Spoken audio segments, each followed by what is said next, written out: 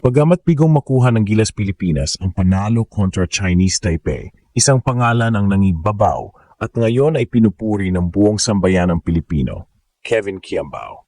Sa kabila ng limitadong playing time at huling pagpasok sa laro, siya pa ang naging liwanag sa madilim na resulta. Marami ang napatanong, paano kung mas maaga siyang ginamit? Posible kayang nag-iba ang takbo ng laban. Ayon sa ulat, hindi naglaro si Quiambao sa buong first half at sa second half lang pinasok, kung kailan malaki na ang kalamangan ng Chinese Taipei. Ngunit sa kabila nito, agad niyang pinaramdam ang kanyang presensya. Sa loob lamang ng 16 minuto, nagtala siya ng 17 puntos, 4 rebounds at 2 assists. Pero higit pa sa mga numerong yan, ramdam ang leadership, poise at offensive awareness na halatang kulang nung unang bahagi ng laban. Lagi ko lang sinasabi sa sarili ko na stay ready mentality and ayun nga, yung trust ni Coach Tim sa akin nandun, so kailangan ko siya suklian kung ano yung binibigay niya sa akin. Then, ayun, tough loss pero madami kami natutunan dito. Kaya naman, ang tanong ng marami, bakit ngayon lang siya ginamit? Kung siya kaya ang kasama sa starting five, baka hindi ganun kalaki ang kailangang habulin ng Gilas pagkatapos ng halftime. Kinabukasan ay makakaharap ng Gilas ang mas matibay at sistematikong New Zealand squad at ito'y mangyayari ng walang Kai Sotto. Sa kakulangan sa laki at interior defense, ang tanong ngayon, paano kakayanin ng Gilas ang hamon kahit dehado sa frontline? Unang dapat tanggapin, wala tayong 7-3 shot blocker na kayang sumabay sa laki ng kalaban. Kaya't ang solusyon ay hindi sa individual defense, kundi sa solidong team defense. Kailangang umangat ang laro ni na AJ Edu at Junmar Fajardo bilang sentro ng depensa, pero ang tunay na susi ay nasa rotations, tulong-tulong na depensa, at mas matapang na physicality ng buong lima sa court. Ang tagumpay ay nakaasa sa sabayang pagsisikap sa depensa at matalinong pagpili ng tira sa opensa. Hindi pwedeng padalos-dalos. Sa opensa naman, kailangan si Justin Brownlee ay makaambagad ng puntos nang hindi naubos ang lakas sa unang bahagi ng laro. Kailangan gumana ang spacing at ball movement upang makalikha ng magagandang oportunidad. Hindi yung pinipilit lang na tira.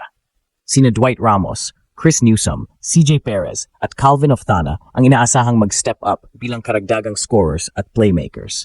Sa depensa, kailangan maaga pa lang ay mabasa na ang pick and roll sets ng New Zealand. Malaking bagay kung maagap si Edu sa pag-hedge sa screen at kung makakatulong si Brownlee sa weak side. Hindi natin kayang sabayan ang taas nila, pero kaya nating sirain ang flow kung mabilis ang rotations at malinaw ang komunikasyon. Mahalaga rin ang tempo control. Hindi natin dapat hayaang maging half-court game kung saan lamang ang New Zealand sa laki at spacing. Kailangan paandarin ang transition offense mula sa live ball stops. Dito papasok ang agresibong depensa sa passing lanes, masiglang closeouts at maagap na pagkuha ng rebound. Pero higit sa lahat, disiplina ang kailangan. Hindi pwedeng maulit ang 16 turnovers na ibinigay natin sa Chinese Taipei. Hindi rin pwedeng tira agad sa unang pagkakataon. Kailangang basahin ang depensa, hanapin ang libreng kakampi, at tiyaking may maayos na tira bago maubos ang shot clock. Hindi magiging madali ito. Pero kung may iwasan ng foul trouble, makokontrol ang bola, at mapanatili ang matinding depensa sa buong laro, mananatili ang pag-asa. Sa pagkatalo kontra Chinese Taipei, muling napatunayan ang halaga ng bawat possession at epekto ng foul trouble sa maagang bahagi ng laro, lalo na nang ma-foul out si Brownlee. Hindi kailangang perpekto ang lineup para manalo. Ang kailangan, tibay ng loob, malinaw na direksyon, at buo ang paniniwala sa sistema. Kung may dalawang manlalaro na dapat agad nasa court pag-umpisa ng laban kontra New Zealand, sila'y sina Kevin Quiambao at Justin Brownlee. Ang isa, kinatawan ng bagong breed, walang takot, diretso sa laban. Ang isa, ang matibay na pundasyon ng Gilas, bugbog man, hindi sumusuko. Si KQ, kahit bench player, may hatak sa momentum. Nang pumasok siya kontra Taipei, agad gumaan ang daloy ng opensa. May playmaking, may galaw, may sense of purpose. Hindi kailangan ng maraming puntos para madama ang impact. Pero ang tanong, bakit kailangang hintayin ang second half bago siya gamitin? Dapat sa simula pa lang, andun na siya para magdala ng energy at structure para hindi malugmok ang Gilas sa first quarter. Sa tangkad, basketball IQ at bilis ng decision-making, bagay siya sa tabi ni Brownlee. Hindi lang ito tungkol sa pag-score, kundi sa balanse. Si Brownlee ang closer, si Quiambao ang glue guy. Magkaibang estilo pero parehong game changers na kayang paguluhin ang depensa ng kalaban. Hindi siya selfish at hindi rin siya ordinaryo, pang international level ang galaw ni KQ. At habang si Quiambao ang nagbigay buhay sa second half, si Justin Brownlee pa rin ang tibok ng puso ng Gilas. Walang ibang naturalized player ang kasing dedikado at kasing tapang para sa bayan. Pero ramdam ng lahat, medyo mabagal ang simula ni JB kontra Taipei. Maaring dala ng conditioning, pero hindi na pwedeng maulit. Laban sa New Zealand, dapat unang minuto pa lang, agresibo na siya.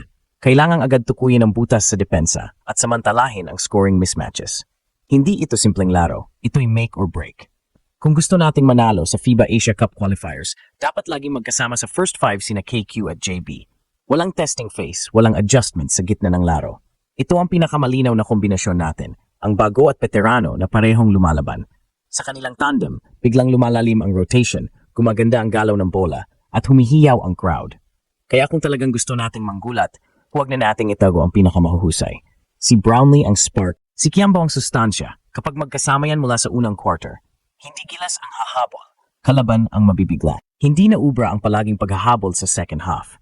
Kung gustong manalo laban sa mga tulad ng New Zealand, dapat diktikan agad sa simula pa lang. At ngayong nakita ng lahat kung sino dapat ang nasa best starting five, walang dahilan para hindi ito ikonsidera ng coaching staff. Sa laban kontra Chinese Taipei, isang bagay ang naging malinaw. Si Scotty Thompson pa rin ang floor general na kailangan natin. Kabisado niya ang sistema ni Coach Tim Cone. Pamilyar siya sa kilos ng mga kakampi at higit sa lahat, hindi siya natitinag sa pressure. Sa kanya nang gagaling ang ball movement at sa kanya rin umiikot ang composure ng team. Hindi man flashy, pero disente at kontrolado, yan ang mga bagay na hindi lumalabas sa stat sheet. Samantalang si Brownlee naman, kailangang agresibo agad. Hindi na pwedeng hintayin pa ang second quarter bago mainitan. Sa laban kontra New Zealand, dapat unang minuto pa lang, tinatrabaho na niya ang depensa. Hindi pwedeng simulan na naman ang laro sa pagkakabangko ng opensa at sa dulo hahabol lang. Ang Gilas ay hindi designed para laging maghabol. Dapat tayo ang mauna at manindigan.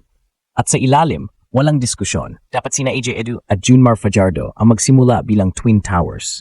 Sa laki ng kalaban, kailangan natin ng interior presence para sa depensa, rebounds at intimidation.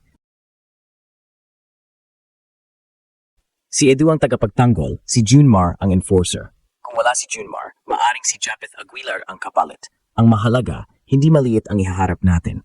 Dahil kung undersized ang simula, madiin agad tayo ng mas malalaki at mas physical na big men. At dapat talaga kasama si Kevin Kiambao sa starting five. Hindi ito hype, ito ay produktong ng performance. Sa second half, siya ang nag-iba ng ihip ng laro. Hindi kailangan umiscore ng malaki para baguhin ang momentum. Pero bakit kailangang antayin pa ang second half para gamitin siya?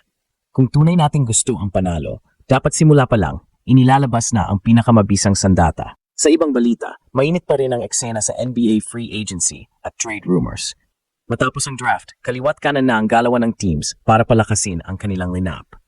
Isa sa mga pinakainabangang tanong ay kung saan tutungo ang mga natitirang star free agents at paano mag-adjust ang mga contenders upang makisabay sa mas matinding kompetisyon.